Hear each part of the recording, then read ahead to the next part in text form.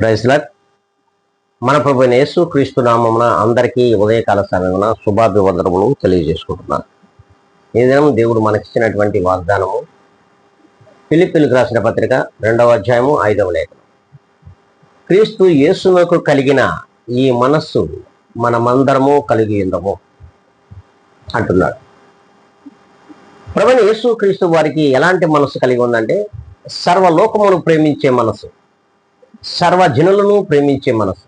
ఎందుకంటే సర్వ శరీర అంతర్హృదయములలో తన ఆత్మను ఉంచి ఉన్నాడు కనుక అట్టి ప్రతి ఒక్కరు కూడా ప్రేమ కలిగి మంచిగా ఈ లోకంలో బ్రతకాలని అట్టి ఆకాంక్ష కలిగినటువంటి మనసును ప్రభువులు వారు కలిగి ఉన్నారు.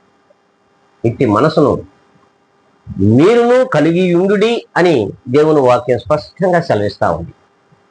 మరి ఈ రీతిగా ప్రభువైన యేసు క్రీస్తు యొక్క మనసును మనమును కలిగి ఉందాము అనుకుంటే ప్రతి ఒక్కరము కూడా ఇప్పుడే తలలు ఉంచుకుందాము. ఈ దినం నుండి మన మనసును మార్చుకొని ప్రభు మనసును కలిగి ఉందామని ప్రార్థనలో ఏకీభిద్దాం. మహాపరిశుద్ధుడా, ప్రేమ కలిగిన మా యేసయ్య, మీకు వందనములు, కృతజ్ఞతలు, స్తుతి స్తోత్రము.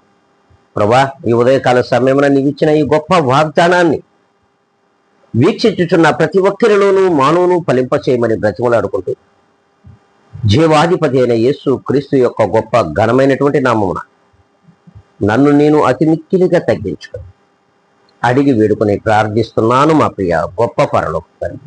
ఆమేన్.